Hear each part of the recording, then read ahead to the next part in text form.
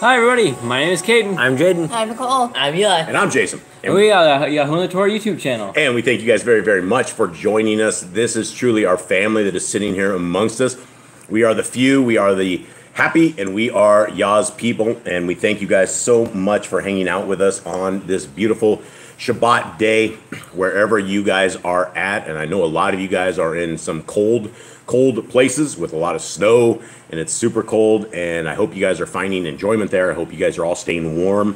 For us down here, I don't want to gloat, but it is a nice whopping 78 degrees with the sun shining, and it is just a very nice sunny day here. And so for those, I do remember the cold days of the winters when I was back in North America, and we lived in Idaho, and it was very cold.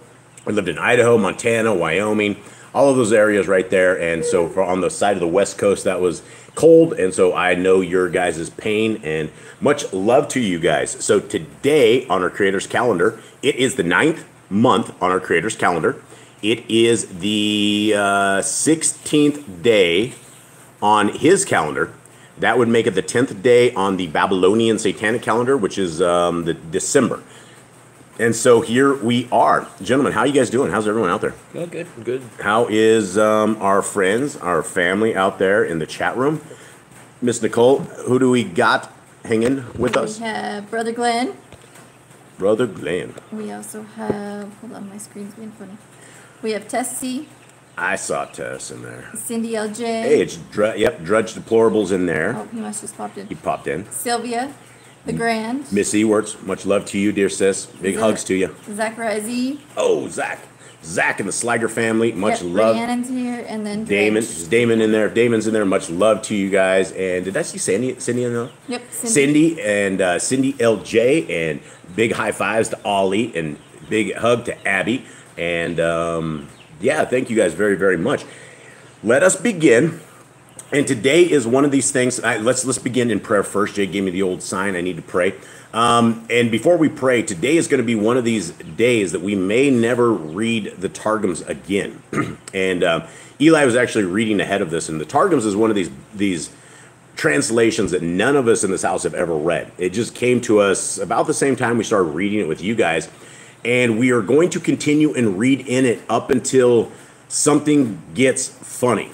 Today might be that day. Eli gave us a little hint of some stuff that might be funny. And so as a family, not just the five of us sitting around here, but as all of you guys over here, we're going to figure this out today. If this is something we want to continue reading in, if it is worth our while, or if it adds any kind of confusion, and we will ditch it if it is not something we're after. So we want to be very diligent on this. And one thing that we always want to be extremely diligent on is Deuteronomy 4:2. We do not want to add to, and we do not want to take anything away from the Torah. When we do that, we are in very bad waters, and we're doing something that pretty much every religion across the world has already done. They always add to it, and they always take away the Torah. They will free themselves from the laws. They will do whatever they want to do. And that's what we don't want to do. We want to make sure that we are rightly in the Word exactly as it should be. So we will discuss this today. Let's begin in prayer. Precious Heavenly Father, we come before you as your people. We come before you as people all over this world. Father, this is a tiny ecclesia, and you know we're seeking you, and you know the people that are seeking you. And Father, I ask that you will bless everyone that is listening to this today. Father, I ask that you will soften the hearts and soften the ears, and for the message for this to go out, that people are able to hear this, that people are able to receive your word. Father, we thank you for your son. We thank you for his sacrifice. We thank you for the perfect sacrifice that we have of Messiah Yahushua, and that we do have a shot at this kingdom to come, that we do have a shot. But Father, you have given us a path. You have given us a Torah, and you will not forget us. Father, I pray that we do not forget you, that we seek your ways in every way, and that you will convict those out there who are willing and ready to seek your word and to seek your ways. Father, we thank you for everything. Again, I ask for blessings for everybody that is out there. We thank you. We love you, Father. We ask this in the name of Yahushua. Amen. Okay. Carla just popped in. Carla, dear sister Carla's in here. Much love to you, dear sis. All right, so let us begin with the Shema. Let us begin with the Shema. Very good, Jade. This is the Shema. Read this with authority. The Shema means what, Eli? Hear and obey. It means hear and obey. And who are they talking about hearing and obeying? Us. Us. Who's us? I mean, what are we talking about? The children of Yisrael. Who's the children of Yisrael? Who is that? It is now us because we keep his commandments. But if we are the children of Yisrael, who are the people back in the days? Why would we be the people of Yisrael if those were the people of Yisrael? Whoever follows laws and commands, it becomes a child of Yahshua. It becomes one of Yahuwah's people. If you follow laws and commands, you fall under the Yahuwah. We fall under this, right? And so simply by attempting, and I'm not going to say simply, because for most of the world, people think these laws are some sort of complex jujitsu moves. Like there's some sort of complex Rubik's Cube or something that nobody can do. No man is able to do. These are kind of burdens that just hold a man down, but they're not. And so in Deuteronomy 6, we have a verse called the Shema, and it is very good. Jaden, if you will read that with authority, please, I would appreciate it, slowly and with authority. Right. Hear, O Yisrael, Yahuwah Eloheinu, Yahuwah is one. And you shall love Yahuwah Eloheinu with all your heart, and with all your soul, and with all your might. And these words which I command you this day shall be in your heart. And you shall teach them diligently unto your children, and you shall talk of them when you sit in your house, when you walk by the way, and when you lie down, and when you rise up. And you shall bind them for a sign upon your hand, and they shall be frontlets between your eyes. And you shall write them upon the posts of your house and on your gates. Beautiful. All right, so thank you very much for that, Jaden. We need to go over the commands first. We need to go over the commands. You're right, Eli. Thank you very much. I'm going to pull this thing up right here, see if I can not botch this. Okay, so we're going to do what we do every single week, and we're going to fly through these. And for those who do not know what the laws, statutes, and commands are, and I guess for those who are here, let me tell you a little bit about this new channel that we're on, because here's what my intent was. After the Hallelujah Grifter Scriptures went crazy and they got our other channel in the ER room, we're technically on the ER room, I thought I would bring us all over here to the Yahuwah and the Torah 2 channel, where the first channel we had has like 28,000 subs, right? It's really noisy. There's a lot of stuff going on. And so I thought this was a great opportunity to take our little tiny ecclesia over here and we can kind of have a little bit of quiet, peace and quiet. And so we started off, and there's about 125 people out of 28,000 people that keep the law, statutes, and commands. They're interested in this. So we had 120 some people on our channel. I was doing really good. About 2 or 3 days ago, a video that we put up 3 months ago started getting all sorts of subs. And so literally overnight, we're like 100 subs up on this. And so all of a sudden, our little itty bitty tiny channel that we had 120 some people, now we have 300 and some people. And they're not here for the Torah. They're here for the music. And I find that interesting. And I find it real interesting that we tried to take us a little bit into a secluded place, and it doesn't appear that Yah wants us in a secluded place, and he wants these people to continue on here. So I guess that is the hand of Yah doing what he is going to do. So for those new people, the 100 new subs that do end up watching this, whenever you guys do end up watching this, what we're about to go over right here are the greatest things you could ever hear in your life. A lot of people like, celebrations. A lot of people like happy birthdays. A lot of people are very happy about certain times, certain things they hear. This is one of these things that is far better than anything you will ever hear. It's better than a new birth. It is better than a new car. It is better than a new house. It is better than anything, because these are absolutely free to us. They have been written by the hand of our Creator for a time such as this. They will enhance your life. They will create happiness in your family. You will find the right spouse if both of you guys are in Torah.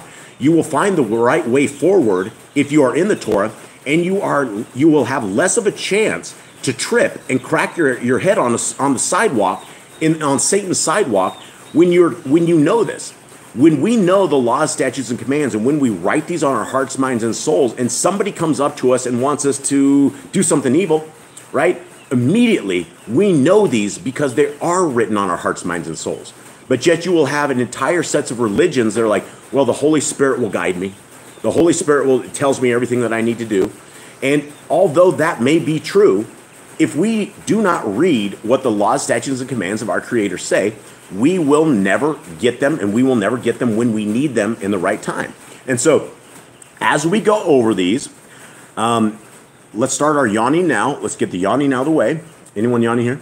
Okay, good. Any of you out there that are yawning now, let's do this, because I know sometimes they get monotonous. Sometimes you don't want to hear this, or we go over the same stuff all the time. And these things are the same things that we should be going over all the time.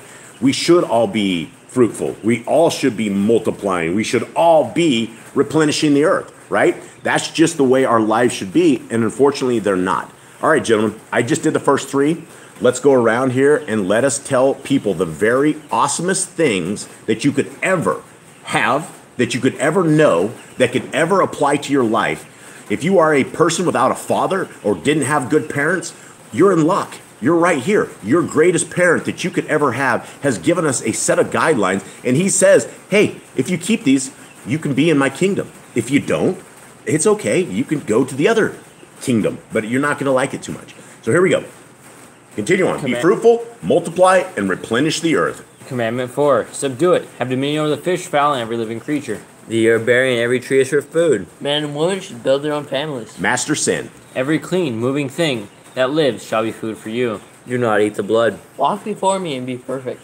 Guard Yahuwah's laws, covenants, statutes, and commandments. 53 times we're told this, my friends.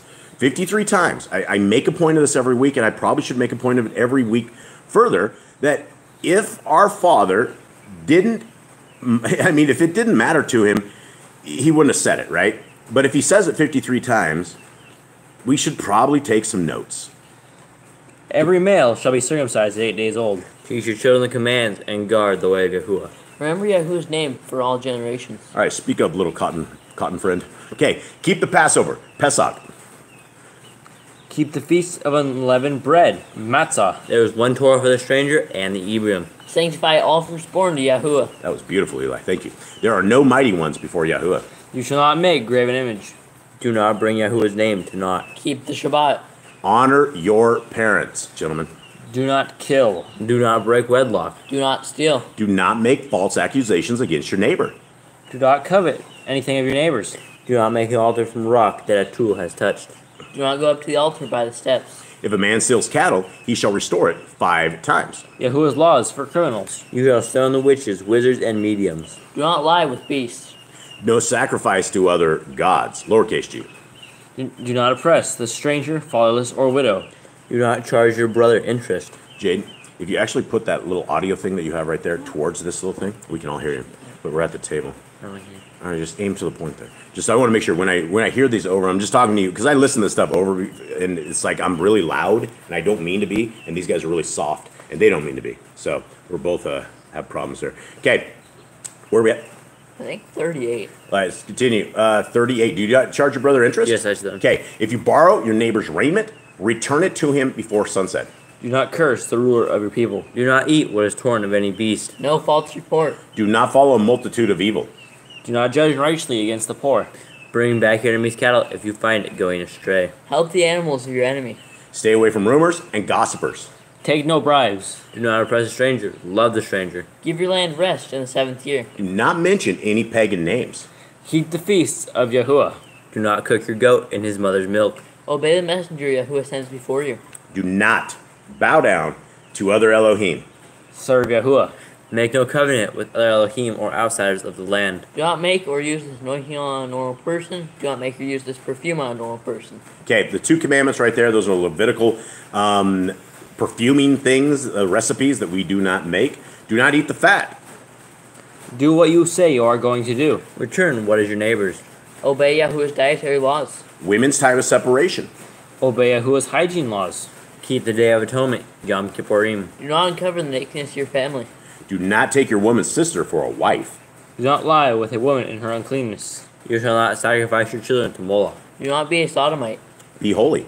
Do not reap the corners of your field, or you shall not glean your vineyard. Do not deal falsely or defraud your neighbor. Do not lie or be a liar. Pay your workers for the day's wage they are due. Do not harm the disabled. Do not endanger your neighbor. Do not hate your brother. Rebuke your neighbor for his sin. Love your neighbor as yourself. Do not divert your cattle. Do not mingle your seed. Don't mix linen and wool.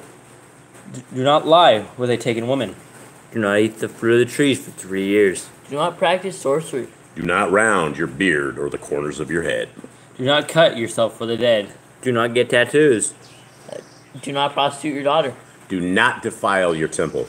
Do not consult the medium. Respect your elders. Have correct weights and measures. Do not walk in the manners of the nations. Keep the feast of the first fruits, Shavuot, or count. Keep the feast of trumpets, Yom Teruah. Keep the feast of Sukkot, Shemini Atzaret. If you blaspheme the name of Yahuwah, you shall be put to death. If you kill your neighbor's animal, you must give him another. Repay injury for injury. Honor the Jubilee year. Confess your sins to Yahuwah and repay who you have trespassed against. The Torah of being a Nazir. Wear zizi on the 4 corners of your garments. The laws of whoever touched the corpse. Follow Yahuwah's laws of inheritance. Torah of keeping your oath to Yahuwah. But in the land, the laws of murder and victims' families. Do not add or take away from the word. Hear, hear, hear, hear. I will second that and third it. Guard your soul. Learn to fear Yahuwah. You shall love Yahuwah with all your heart. Bind the laws upon your hand and the frontlets between your eyes. Write the laws on your doorposts. Do not tempt Yahuwah. Do what is right and good in the sight of Yahuwah. Do not be afraid of your enemies. And what was the verse's accents today? Wasn't it something like "Don't be afraid of your enemies" or something that he said? It can't- was the Psalms one, yeah. It was Psalms. It was something kind of like that. Okay, let's continue on. We'll go over that one here later. Remember Yahuwah. Circumcise your heart. Cleave to Yahuwah. Swear by his name. Destroy graven images. Do not make an idol of Yahuwah as the pagans do to their Elohim. Rejoice in all Yahuwah has blessed you with. Do not do what is right in your own eyes. Do not hearken to the words of false prophets. Kill the false prophets. Do not listen and kill those that try to turn you away from Yahuwah, even if they are your family members. And that is for the land. For those who are new to this, if you guys see an asterisk right next to this, This means you probably shouldn't go into your local town and blow everybody away, right? That's not what this means, right? This is if in the land, when it is a holy covenanted land that everybody is following the laws, statutes, and commands, you end up with some Jehovah's Witnesses at your doorsteps. That would be the time. But I'm not saying to kill the Jehovah's Witnesses. I'm just saying that in the land of Yisrael, when we have that, when people try to turn you away, that is how important this is to our Creator, that when people come and try to sway you, that you get the rocks. Okay, continue on, gentlemen. If a city has turned away from Yahuwah, burn the city and kill all inhabitants. Do not make any baldness between your eyes for the dead. You shall not eat any abominable thing. You shall give to a stranger of clean food that dies of itself, but you shall not eat of it. Give tithe of your increase of seed, year by year. Laws of the end of the 7-year release. Do not borrow from the nations. Do not harden your heart, nor shut your hand from the poor. Guard month 1 of Yahuwah's calendar. 3 times a year all males shall appear before Yahuwah. You shall make judges and officers in all your gates. Do not plant Ashtaroth poles near the altar. Any man or woman that has done wicked things in your gates shall be taken out and stoned. There must be 2 or 3 witnesses. Hearken unto the prophet Yahuwah has chosen. There's a test of the prophets. Do not remove your neighbor's property line. How to deal with a false witness among Torah keepers. The first child is to get double portions. You want to read that again, Eli? No. Oh, okay. All right, fine. The law of the wayward son. If a man is hung to death, he shall not remain all night. If your brother's cattle or clothes are lost and you find them, you must return them. A woman should not wear what pertains to a man, nor a man wear what pertains to a woman. Don't be a girly man. If you find a bird's nest with the mother and the babies or eggs, take the babies, but not the mother. If you build a new house with a flat roof that has ales to be lived on, you must put a railing around it. Laws of the accuser and accused in purity of relationships. If a man has a relationship with an engaged woman, both should be killed. If an engaged woman is raped, she is not charged with a crime, but the man shall die. If a man force himself upon an undefiled woman, he must pay the father and take her to be his wife. And not divorce her is the last part of that command. Do not be a prostitute. Do not use dirty money. You may eat from your neighbor's vineyard or grain, but you may not take it out of the field. A newly married man should stay home for 1 year to be with his wife. You missed the one above that. The law law of divorce. You don't like law of divorce, kid? I missed it. Okay. All right, yeah, law of divorce. There is a law of divorce. If anyone's concerned or wants to read it, it's in the other one. Okay, continue on. All right, this is 164b. Do not take a person's millstone for a pledge. If a man is found kidnapping, he shall die. If you lend to your brother, do not enter his house to get your payment. He must bring it to you. Return his clothing before sunset, if that was his pledge. Do not oppress a hired servant that is poor and needy. Every man shall be put to death for his own sin. Do not go back from forgotten sheep in the field, leave it for the stranger, fatherless, and widow. You cannot give a man more than 40 stripes for his judgment of his wickedness. Do not muzzle your ox when he treads out grain. If your brother dies and has no child, you shall take his wife and name the firstborn after your brother. If a woman comes to defend her man and grabs the other man's privates, you shall cut off her hand. At the end of 7 years, you are to read the Torah at the feast of Sukkot. All right. Well, that was awesome. Hopefully that has enhanced your life. Hopefully that is something that we are having to where you have dreams about this. Hopefully at some point you wake up and you're wondering what commandment 131 was, which I don't know what it is. I just threw a number out there. But hopefully this is something that will intrigue you guys and something that other people can use and that they will use to guide their lives, because every single one of these commands is something very, very good. There is nothing in here that is too hard to take. There's no slavery in this. There is nothing that is going to hurt you. But yet we have the entire world that wants to be free from these, and which is crazy, because if we are free from them, then yeah, I guess we can toss people off our rooftops and defraud people and do whatever it is that evil people do, because that is what people without the Torah are, is they are inherently evil. All right, so let us get into this, and this again, where are we at, Eli? Up here on this. This may be our very last reading out of the Targums, and like I do want to explain to everybody out there, our mission, our job, or whatever we want to call this, is number one is not to confuse people. And so if there's any kind of confusion in any of this stuff, this is what we will get to the bottom of first. And so as we're listing up, I would like to ask everybody out there in the chat room if you guys will kind of listen very closely to this, especially those of you who are very astute in the Torah and who know the Torah very well. And as we read this, let's get to what does the Ruach HaKodesh tell you guys? What is our feeling on this? And after today's reading, do we want to continue in the Targums, or have we heard enough? So let's begin, and you guys will kind of see what we're talking about. We will discuss this as we see it. It's going to be a very interesting discussion today. Okay, so here we are. This is in Genesis 13. Is everyone ready? Yep. All right, here we go. And Abram went up from Mitzrayim into the Negeb, he and his wife and all that he had, and Lot with him. And Abraham was very rich in livestock, in silver, and in gold. And he went on his journey from the Negeb as far as Bet El, to the place where his tent had been at the beginning, between Bet El and Ai, to the place of the altar which he had made there at first. And there Abram called on the name of Yahuwah. Now Lot, who went with Abram, also had flocks and herds and tents. And the land was not able to bear them, and they might dwell together, for their possessions were great, so that they could not dwell together. And there was strife between the herdsmen of Abraham's livestock and the herdsmen of Lot's livestock. And at that time, the Canaanites and the Perizzites dwelt in the land. We need to go up top? You can go whenever, really. Okay, so let's just go to the top, and we will begin with our Targums. And this is, again, for those who do not know what this is another translation that is very, very close to our scriptures that we know, but has some other stuff in it. And so we're trying to decipher, is this scripture or is this not? So let's be very astute as we do this. And Abram went up from Mizraim, he and his wife, and all that he had, and Lot with him, to the south. And Abram became very strong in cattle, in silver, and in gold.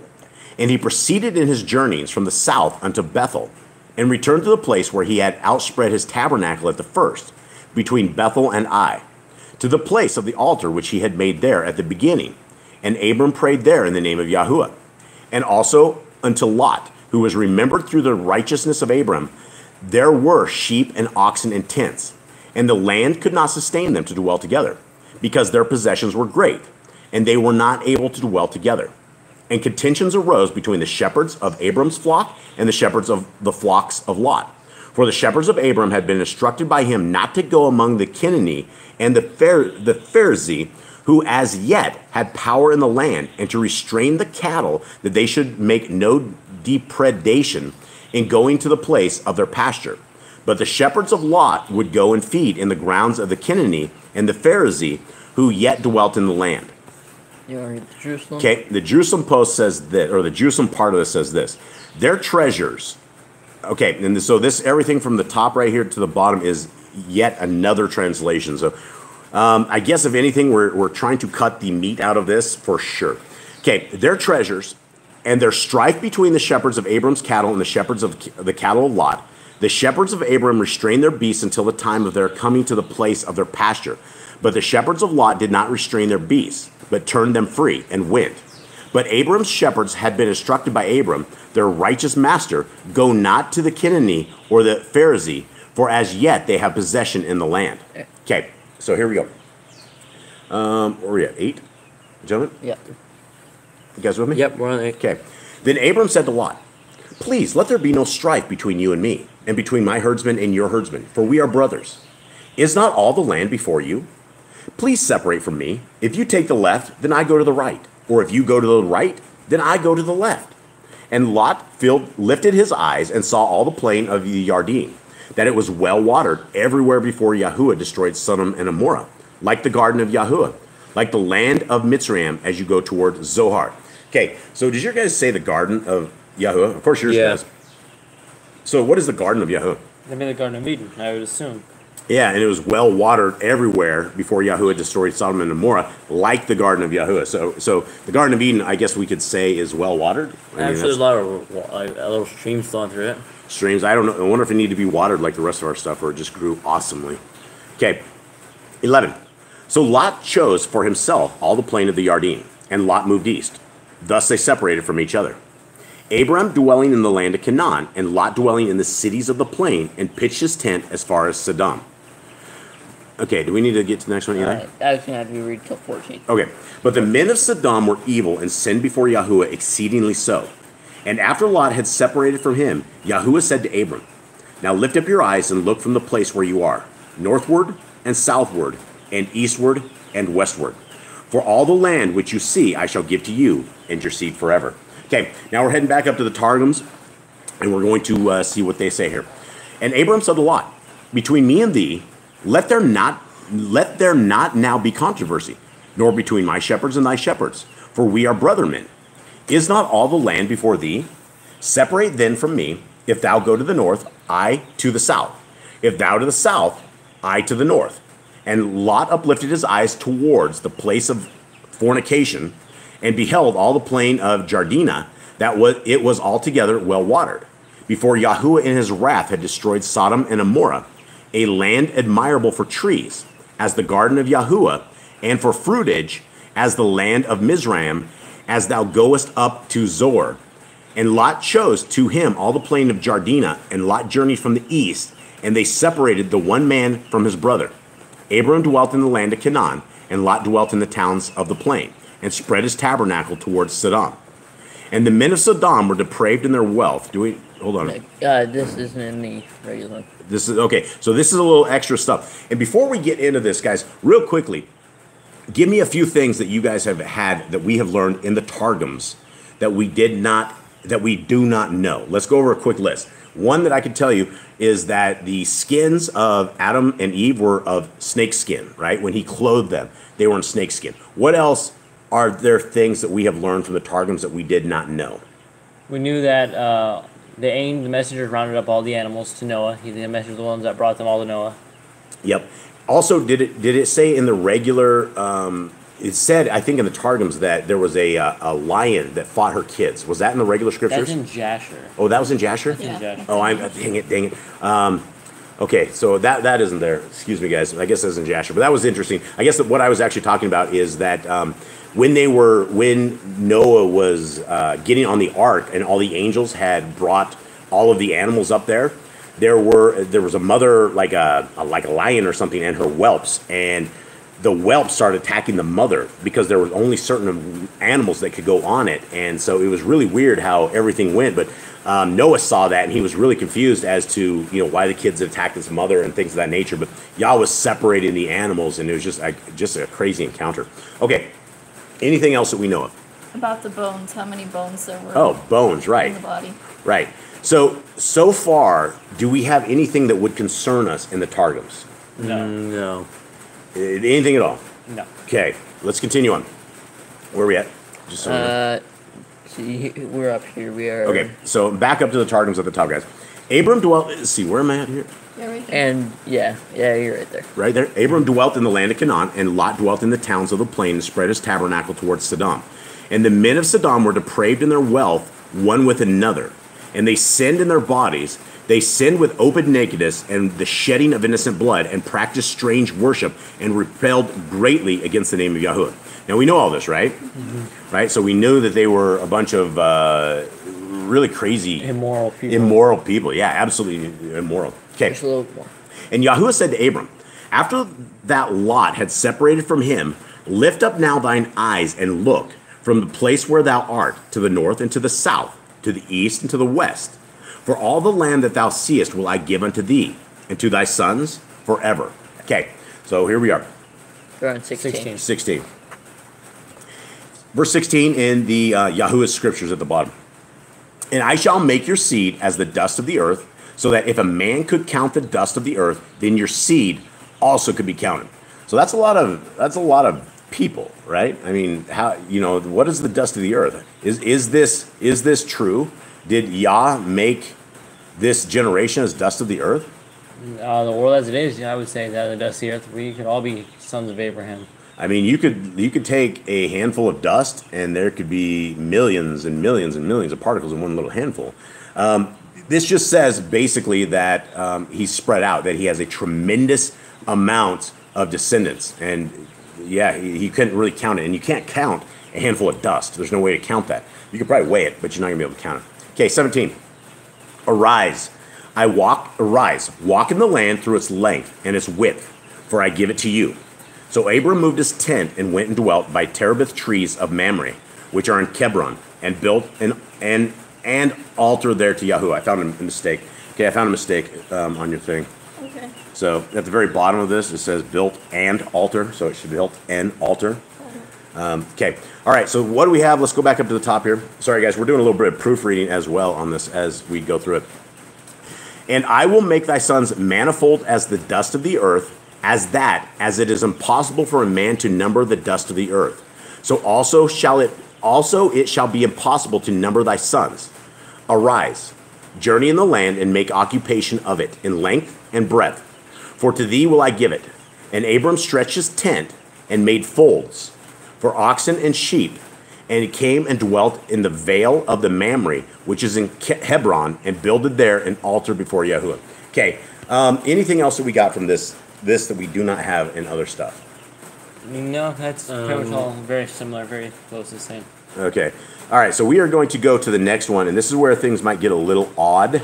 And this is where we all, as a group and a kind of a family here, we want to see if we want to continue on with the Targums in the future to come. Anything going on in the chat room? No, it's Everyone's pretty quiet? Everyone's The quiet? Worldwide Widows. he's Hey, here. Worldwide Widows here. All right. But that's it. But everybody's pretty quiet. Okay, everyone's real quiet. Sylvia said she had a dream with Uh-oh. a very big Torah book, and she read it in the original language. Wow, that'd be cool. That'd be awesome. Okay, so let's go to the 14, guys. Let's get into this and see what we get. And it came to be in the days of Amraphel, sovereign of Shinar, Arioch, sovereign Eleazar, Kedaloma, sovereign of Eliam, and Tidal, sovereign of Goyim, that they fought against Bera, sovereign of Sodom, Bersha, sovereign of Amorah, Shinab, sovereign of Admah, Shema Ebar, sovereign of Zeboim, and the sovereign of Bela, that is Zoar. All these joined together in the valley of Siddim, that is the Salt Sea. 12 years they served Kedor Omer, and in the 13th year they rebelled. And in the 14th year, Kedor Omer, does anyone try to do this? What did you guys say? How do you guys say it? Kedor la Omer. What's with the D? You guys remember what the D is? Oh, I got it. Okay, let's try to get this down. Kedor la Omer. The D is it's like a TH. TH, so it'd be Keth or La Omer. Keth Allah Omer. This is going to be Omer. tough. Okay. And the sovereigns that were with him came and smote the Rephaim and the Ashtaroth, Karen Aim, and the Zuzim Kam, and the Emites in the Shawala Kirathium. I'm just getting owned here. It was a hard one. Yeah, it is.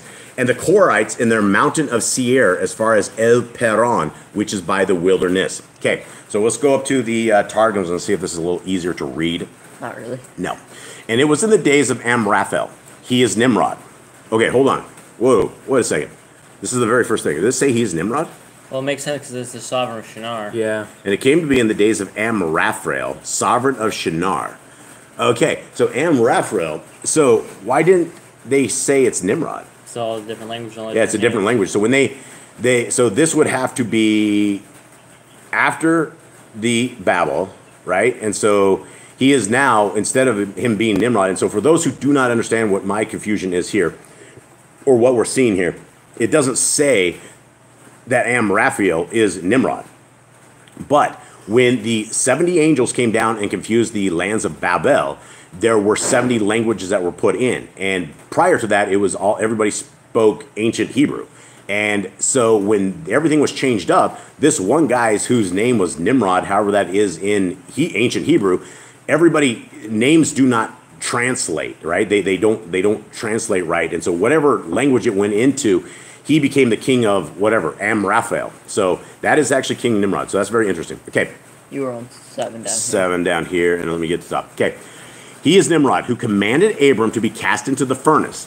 He was then king of Pontus, Arioch, so called because he was Eric, tall among the giants, king of Thalasar, Kedar la Omer, so called because he had bound himself or gone over among the bondsmen of the king of Elam, and Thidel, crafty as a fox, king of the people, subjected to him, made war with Bera, whose deeds were evil, king of Sodom, and with Bersha, whose deeds were wicked, king of Amorah, Shinab, who had hated his father, king of Admah, and Shemebar, who had corrupted himself with fornication, king of Zeboim, and the kings of the city which consumed Bela, the dwellers thereof, which is Zoar. All these were joined in the vale of the gardens, Paradisia, the place that produced the streamlets of water that empty themselves into the sea of salt. 12 years they had served Kedar lo Omer, and in the 13th year they had rebelled. And in the 14th year came Kedar la Omer and the kings who were with him, and smote the giants, Gibeoriah, which were in the Ashtaroth Carnium, and the strong who were in Hammedatha, and the terrible who were in the plain of Kirathaim, and the Korah, dwellers in caverns, who were in the high mountains of Begela, unto the valley of Pharan, which was nigh upon the edge of the desert. Okay, wow. So that has a whole bunch of stuff that we don't have anywhere. Any of this stuff. Why don't we have any of this stuff in here? Now the Jerusalem, and that's it. Yeah, the Jerusalem part on this. Okay. All these were joined in the valley of the gardens, and they slew the giants who were in the Asheroth Carnaim, the famed who were among them, and the formidable who inhabited the city which they had built, and the cavern people who dwelt in the mountain of Gebala unto the valley of Vishan, which is nigh upon the desert. Okay. That's it right there. Okay. So, what do you guys make of this? Is anyone paying attention here? Yeah, You guys- so far- what's going on? So far, that's it seems fine. We just get more extra names. We get to find out who what people actually are. But then it tells us their sins. It tells us like why they're so wicked. Yeah, there's a lot of other stuff. The question, I guess the question I would always have is, how did this stuff get exited out of the King James Version that we ended up with? How is there all of these other information in this that somehow we do not have? I think if Hasatan is wanting to leave us in more confusion, he wins, right? If we have more questions and answers reading this book and it questions our faith, then he wins. Yeah, if it questions our faith, and that's what we absolutely have to do. That's where we have to see is this going against Torah in any way, shape, or form. Okay, let's continue on. Verse 7. And they turned back and came to Ayin Mishpath, that is Kadesh, and smote all the country of the Amalekites, and also the Amorites, who dwelt in Katseton Tamar. And the sovereign of Sodom, and the sovereign of Amorah, and the sovereign of Admah, and the sovereign of Zeboim, and the sovereign of Bela, that is Zohar, went out and joined together in battle in the valley of Siddim, against Kedar lo Omer, sovereign of Eliam, and Tidal, sovereign of Goyim, and Amraphel, sovereign of Shinar, and Arioch, sovereign of Elisar, 4 sovereigns against 5. Okay, what are we dealing with here? It's like a whole bunch of kingdoms teamed up and they're all going to war. Everybody's going to battle. Yeah, everybody's going into battle. Okay, 10. And the valley of Siddim had many tar pits, and the sovereigns of Sodom and Amorah fled and fell there, and the remainder fled to the mountains. Okay, so we're heading back up to the Targums at the top. And they returned and came to the place where they rendered the judgment of Moshe the prophet, to the fountain of waters of strife, which is Rechium. And they smote all the fields of Amaleki, and also the Emori, who dwelt in En-Gedi, and the king of Sodom, and the king of Amorah, and the king of Admah, and the king of Zeboim, and the king of the city, which consumed its inhabitants, which is Zoar, went forth, and set the array of battle against them in the valley of the gardens, with Kedar la Omer, king of Elam, and Fiddle, king of the nations, obedient to him, and Amraphel, king of Pontus, and Arioch, king of Thelasar. 4 kings arrayed in battle against 5. Now, guys, what are we dealing with here? How did we just end up with a flood and all of the giants were destroyed, and now all of these kings are fighting against so-called people? What's happening here? Had to be the generation of Ham or something like that. Is it the generation of Ham? I think Nimrod was a giant. Because Nimrod was a giant. And so because is Noah still alive in these days? I believe he passed, but Shem's still. I think Shem's still around. Shem's still around for a little bit, right? Yeah. Okay. So this is very interesting. Let's continue on. This is now in the Jerusalem side of this translation. And Amraphel, king of Pontus, and Arioch, king of Elisar, 4 kings against 5, spread out the array of war. And the valley of the gardens had many pits filled with bitumen. And then in the other version says, the valley of the gardens was full of pits of bitumen, and the kings of Sodom and Amorah fled away and fell there, and they who were left to the mountains, and they took... left. Left. Okay, left fled to the mountains. Okay, so now we are down You are on 11. 11. Okay, so now we're heading back to Yahuwah's scriptures at the bottom. And they took all the goods of Sodom and Gomorrah, and all their food, and went away. And they took Lot, Abram's brother's son, who dwelt in Sodom, with his goods, and left. You're Okay. going to want to stop there because there's way more right here. Okay, so we're just going back up to the Targums at the top. And they took all the property of Sodom and Gomorrah, and all their food, and went. And they made captive Lot, the son of Abram's brother, and his property, and went. And he had dwelt in Sodom. And Og came, who had been spared from the giants that died in the deluge, and had ridden protected upon the top of the ark, and sustained with food by Noah, not being spared through high righteousness, but that the inhabitants of the world might see the power of Yahuwah, and say, were there not giants who in the first times rebelled against Yahuwah of the world, and perished from the earth? But when these kings made war, behold, Og, who was with them, said in his heart, I will go and show Abram concerning Lot, who is led captive, that he may come and deliver him from the hands of the kings, into whose hands have been delivered. And he arose and came upon the eve of the day of the Pascha, and found him making the unleavened cakes. Then showed he to Abram the Hebrew, who dwelt in the valleys of Mamre and Morah, brother of Eshcol and brother of Anar, who were men of covenant with Abram. And when Abram heard that his brother was made captive, he armed his young men who were trained for war, grew up into his house, but they willed not to go with him. And he chose from them Eleazar, the son of Nimrod, who was equal in strength to all the 318, and he pursued unto Dan. Okay, we got to stop here, and we got to figure this one out. Okay, There's a lot happening there. Yeah, what is really going on here? It said this dude named Og rode upon the top of the ark, was fed snacks by Abraham, or by Noah, and lived basically through the flood. Okay.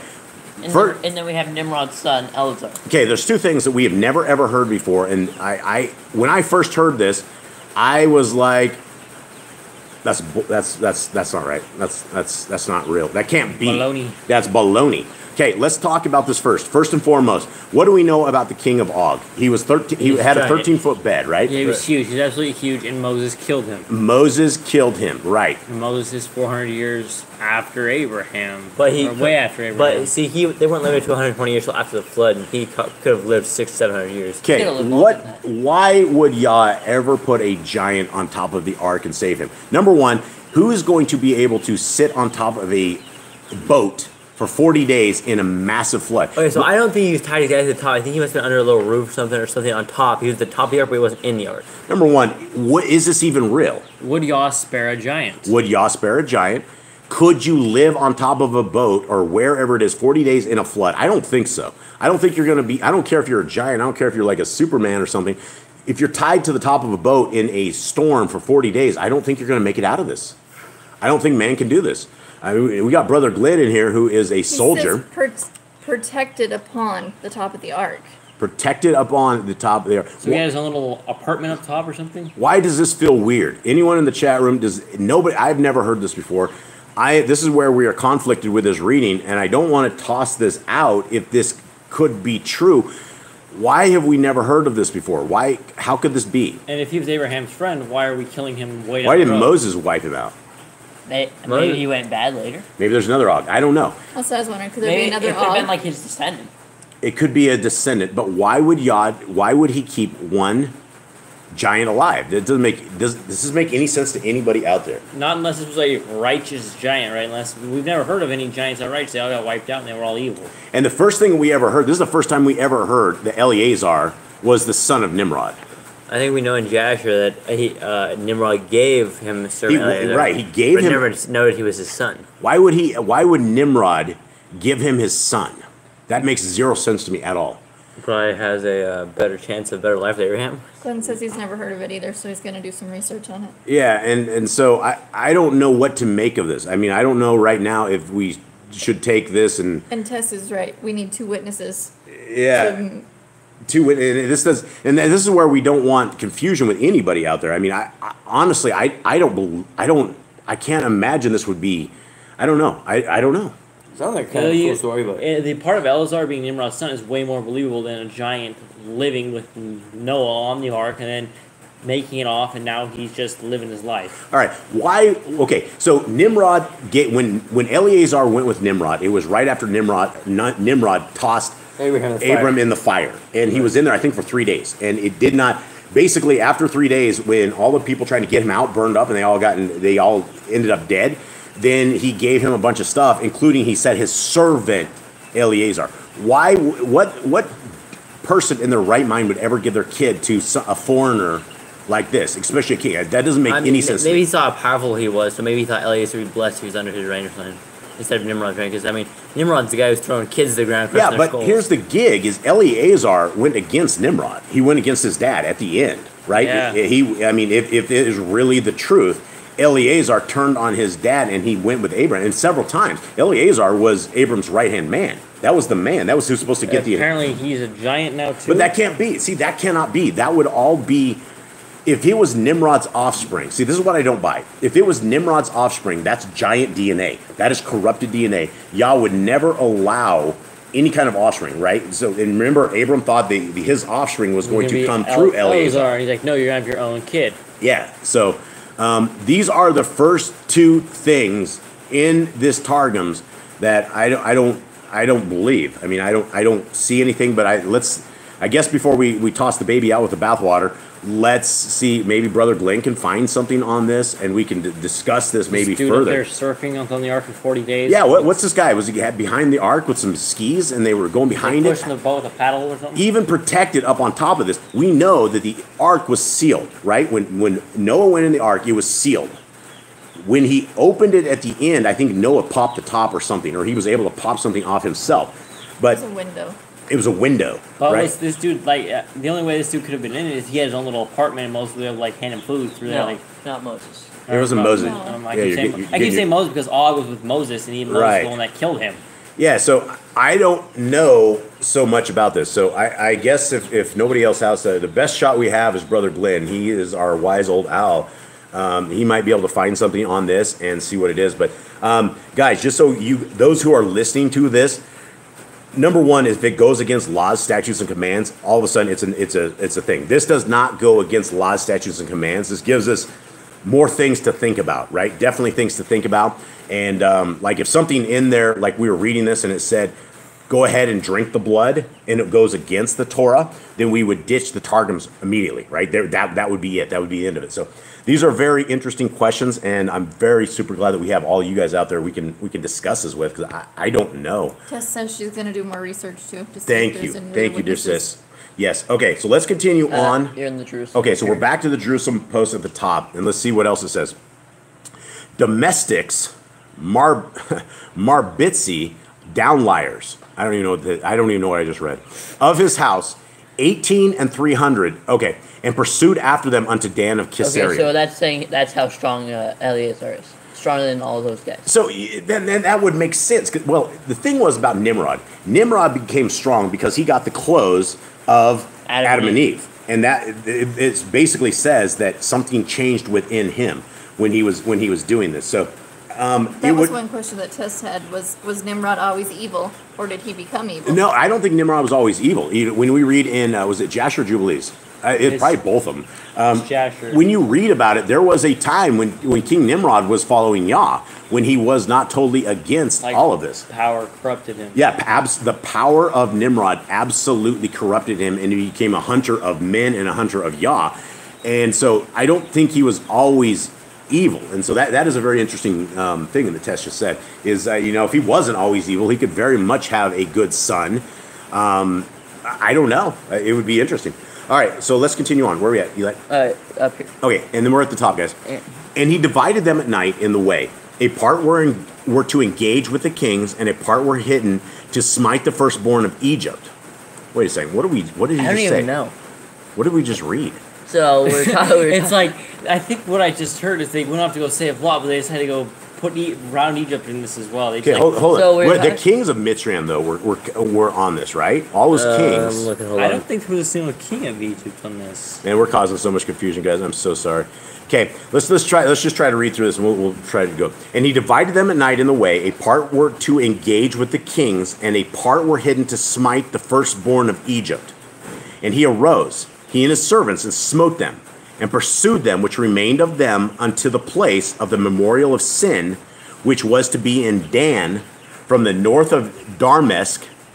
Okay, and so we're just adding a lot of confusion here. Let's go on to the next thing that Jerusalem says. And he pursued them unto Havatha, which is from the north of Damesk. And I guess that was that. Now you can probably go back down to here. All right, so we're going to go back to the Yah scriptures. 13. All right.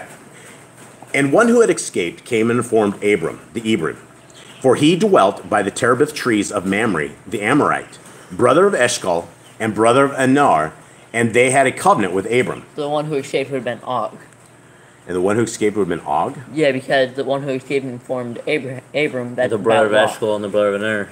Right. Okay, so maybe there is something to this. And the one who escaped came and informed Abram. So Og would have somehow escaped. He would. Why would Og?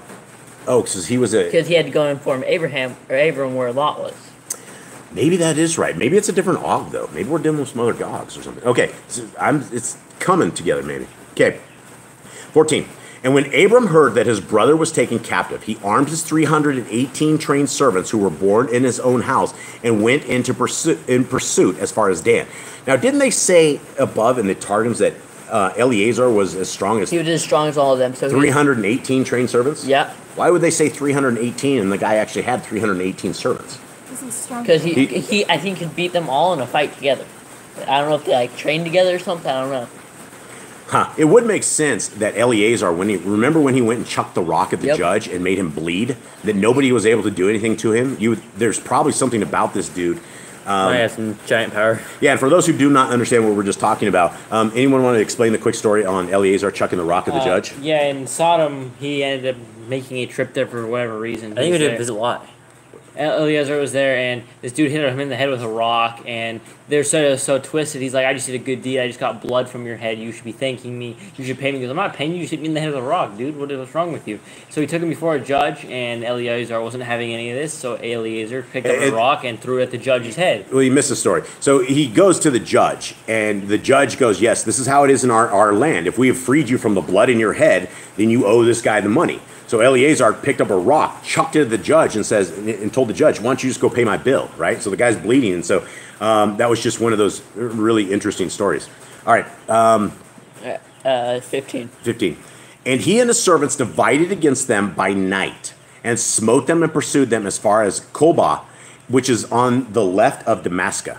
So he brought back all the goods, and also brought back his brother Lot and his goods, as well as the women and the people. And after his return from the defeat of Kedorlaomer and the sovereigns who were with him, the sovereign of Sodom came out to meet him at the valley of Shaweh, that is Sovereign's Valley. And Melchizedek, sovereign of Shalom, brought out bread and wine. Now he was the Kohen of the Most High El. Okay, now I want to put a stop on this because this is one of the first parts that we hear about a Melchizedek priest. And this is very important because our Messiah, Yahushua, became our Melchizedek priest. He became that perfect priest, and he is our new high Kohen, right? He is our new high priest as well as the sacrifice. But this was the first time that we heard of anything like this, a sovereign. So what do we make of this guy right here? That he's a Melchizedek, right? And he brought out bread and wine, and he was the Kohen of the Most High. And then let's continue on, then you guys can discuss it. Read till 20 and then we'll go. Okay. And he barak him and said, Baruch be Abram of the Most High El, possessor of the Shamayim and earth. And Barak be the Most High El, who has delivered your enemies into your hand. And he gave him a tenth of all. Okay, hold on real quick. The tenth of all.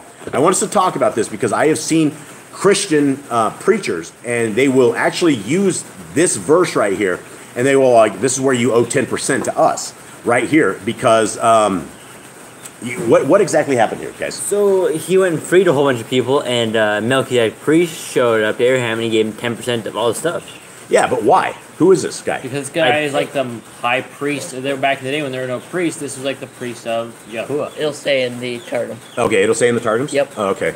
Well, great. I guess we're sitting here asking about this, and are we ready to go to the Targums? Yep. Okay, let's do it. Let's answer our own question. Thanks, Eli. He's the only one who's read this. So, and he brought back all the substance, and also Lot his brother, and his substance he brought back, and also the women and the people. And the king of Sodom came forth, After that, he returned from destroying Kedar-Laomer and the kings who were with him to meet him at the plain of 𝐉𝐄𝐄, which was the king's race course. All right, hold on. Wait a second. He might race the horses. He might race chariots. Maybe he race chariots or something. I don't know. That'd be cool. What do you mean the king's racehorse? Okay, race course. Okay, in the Jerusalem it says, and the kings who were with him at the plain of Vision, which was the house of the king's plain. Okay, we got it. Okay, and then the next one says, and 𝐉𝐄𝐄. Wow, is that the guy's name instead of Melchizedek? Yep. So this guy's name is instead of Melchizedek. I think that's the way it was called there. And 𝐉𝐿𝐄, who was 𝐉𝐄𝐄 bar Noah, the king of Jerusalem, came forth to meet Abram and brought forth to him bread and wine. And in that time he ministered before Eloha Elah. That's Shem. That's Shem. Shem bar Noah means Shem, son of Noah. So this Melchizedek priest, was this Shem? I believe so. I believe there's somewhere talking either in Jubilees or Jasher. Somewhere it talks about him being the Melchizedek priest. Why didn't we know this? And why is it called Melchizedek? It might be it a must title. Be different because it's where this was in Aramaic. Oh, right. It was in Melchizedek. Melchizedek, right. It might be Aramaic Melchizedek. So all this time in verse 18, this was Shem. Yep. Yeah. Are we sure of this? I think it would be. I think he'd be, because I mean... That would make sense. I mean, where did this guy come from? Who was a high priest? Shem would make the right He'd be a perfect choice for this, right? Yeah, because he was the perfect son of Noah, and then he knew the Torah. And we never knew this before. We never knew Shem was the Melchizedek priest. And he's also the king of Jerusalem. Well, he was. I think all these guys were kings for a little while. Even Moshe was a king for a while. All right. So, well, this is something interesting. All right. In the Jerusalem. I keep wanting to throw the Targums away, but I don't think so. We'll have to see it. Maybe when we find King of Og like doing the rodeo on top of the ark, then we can figure this out. Yeah, pro surfing out the back. 40-day exhibition. Okay. And Melchizedek, king of Jerusalem, who was Shem, who was the great priest of the Most High, and he blessed him and said, Blessed be Abraham of Yahuwah Elohim Most High, who for the righteous possesseth the heavens and the earth, and blessed be Elah, who hath made thine enemies as a shield which receiveth a blow, and he gave to him 1 of 10 of all which he had brought back. Okay. Wow. I'm just blown away by this whole thing. I did not know this. I've never known this. It makes sense though that that's what he did after the flood. He became a priest of Yahweh. And that's that would be the perfect one is the son of Noah. And that fulfills Noah's blessing to Shem. Yeah, absolutely. Wow, that's crazy. All right. 21. All right, 21. So we're going back to Yah's scriptures at the bottom. And the sovereign of Sodom said to Abram, Give me the people, and take the goods for yourself. But Abram said to the sovereign of Sodom, I have lifted my hand to Yahuwah, the Most High El, the possessor of the Shamayim and earth, not to take a thread or a sandal strap or whatever is yours, lest you say, I have made Abram rich, except only what the young men have eaten, and the portion of the men who went with me, and Nar, Eshcol, and Mamre, let them take their portion. All right, let's go back up to this. I'm still in shock of this. Did anyone ever know this? I believe I knew Shem was Melchizedek. How did you know this? I believe because I remember that we had read somewhere in one of the other books talking about Shem being. I mean, I did a long lesson in Hebrews one time, and I was talking about the Melchizedek priest. I was bringing this back. I had no idea this was actually Shem. There was an actual Melchizedek priest way back then. It was like born of Yah or something. He was born of Yah. It was like it's in Jubilees, the very beginning of Jubilees, before the flood. He was taken away to the Garden of Eden, and he was it was Noah's nephew. Noah's nephew. He was taken to the Garden of Eden to become pure one day. To become pure one day? No, to appear one day. He's someday in the future. He hasn't appeared yet. I just read Jubilees. Is Jubilees? No, it's not Jubilees. It's at the end of one of the Enochs. Oh, okay. All right. Well, thank you guys. I appreciate that. All right, let's continue on here. By the way, the Melchizedek, the way that it has it in this, Ben says it is a different language. I was correct. It was a different language? Yeah. Okay. Beautiful. Okay. And the king of Sodom said to Aram, Give me the souls of the men of my people whom thou hast brought back, and the substance take to thyself. And in the Jerusalem it says, and the treasure take to thee. Great. And Abram said, and they have a spelling, they have a misspelling right there. Yeah, they had one earlier. Instead of king, it said kind. Well, we're getting so fluid at rewriting scriptures here that they have it wrong. And I'm not rewriting scriptures. That sounded terrible. Okay. And Abraham said to the king of Sodom, I have uplifted my hands in an oath before Yahuwah Elohim the Most High, who for the just possesseth his possession of the heavens and the earth. If a thread to the latchet of a sandal I receive anything of all that is thine, lest thou magnify thyself in saying, I have enriched Abram from my own. Have I not power over all spoil? I have no idea what happened there. Yeah. Apart from what the young men have eaten, and the portion of the men who went with me, Anir, Eshkel, and Mamre. All right, and the final part of that says in Jerusalem, if from a thread to the latchet of a sandal I receive of all that is thing, that thou magnify not thyself and say, I have enriched Abram. All right. Wow. Okay, so this, I got to go back to this whole thing on this. Og, the king of Og. King of Bashan. Yeah, what did I say? King of Og? Yeah. King of Bashan. King Og. What do we, before we even do any research, what is your gut feeling on if this is real or if this is fake? Since we finished this complete chapter and, we had some lights turn on. I had a light turn on for me. I did not know Shem was that Melchizedek priest. I had no idea. So here we go. We get learned every single day. What do you guys think? Yes or no? Did Og do the rodeo on top of the ark and do it for 40 days? Yes or no, Kate? Why are we keeping giants? I don't think y'all wiped out all the giants just to keep one alive. What if it's not the same Og? Is it? Do we know We that know it's that he is a giant. We know that this dude was a giant. It says that y'all want to show that there was giants or something. What do you mean he wanted to show? What does it say in there? What do you mean he wanted to It show? said he wanted to show people that Yah's power that he can wipe out the giants. So he kept on lying to show people there were giants. Who had been spared from the giants and that died in the deluge. And it was, but that's How is the world? Okay, and yeah. Og. Yeah, and Og came, which had been spared from the giants that died in the deluge, and had ridden, protected upon the top of the ark, and sustained with food by Noah, not being spared through high righteousness, but that the inhabitants of the world might see the power of Yahuwah and say, were there not giants who in the first times rebelled against Yahuwah of the world and perished from the earth? But when these kings made war, behold, Og, who was with them, said in his heart, I will go and show Abram concerning Lot, who is led captive, that he may come and deliver him from the hands of the kings into whose hands he had been delivered. Okay. Yes or no, Kate? Yes or no, real quick. Let's get this done. I want to say no, but I don't know. I can't. Kate's on it with no. Yes or no, Judge?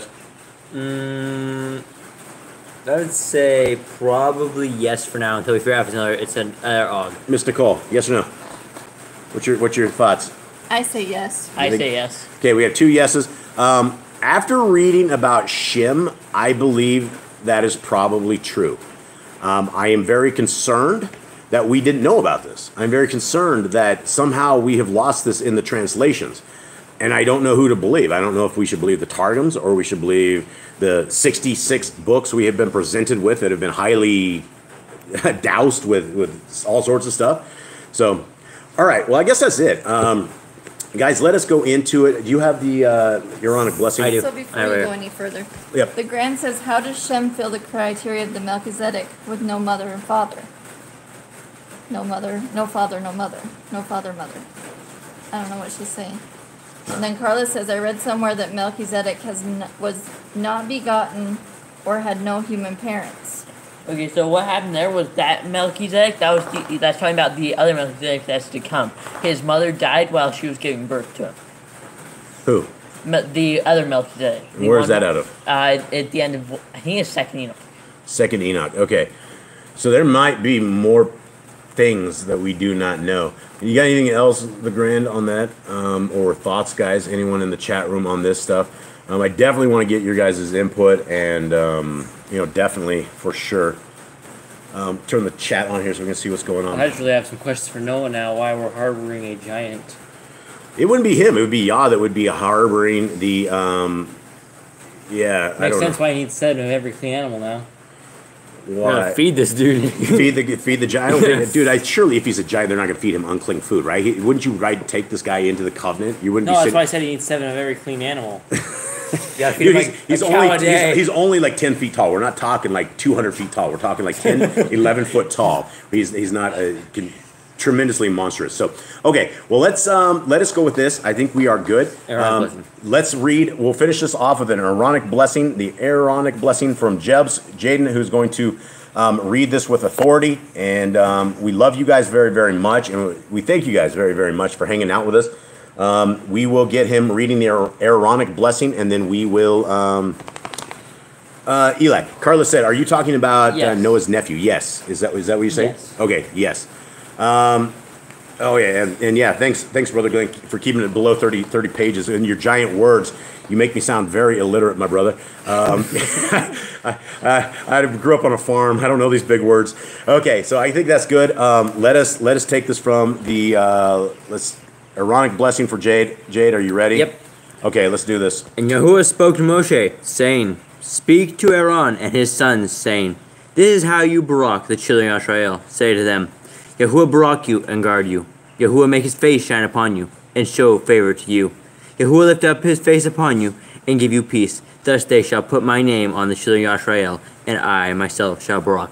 Okay, beautiful. Yeah, everybody, before we do this final thing, the goal of everything that we're doing here is to not even teach, but to read with you guys and let everybody make your own decisions on the world that we are in. And for me and my house, we want to serve our Creator. Our Creator's ways are beautiful, and they're intense.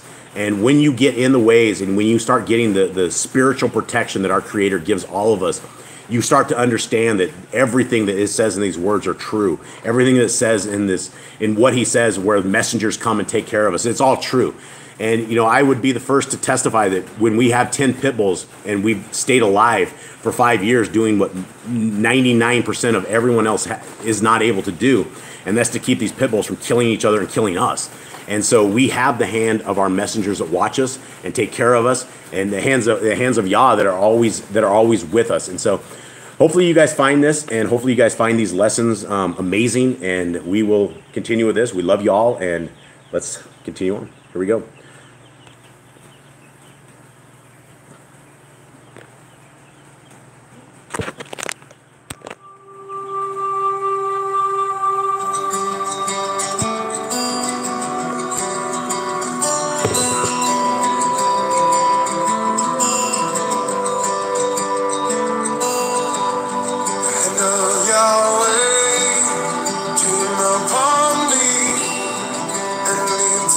Far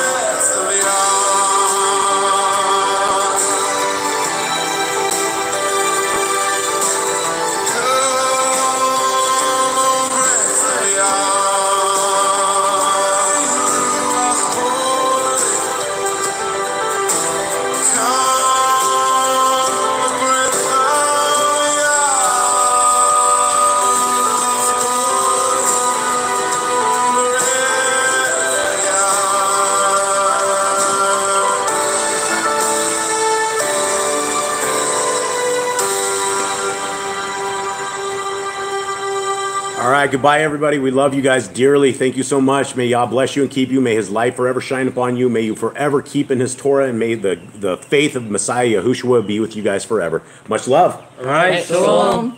Bye, guys.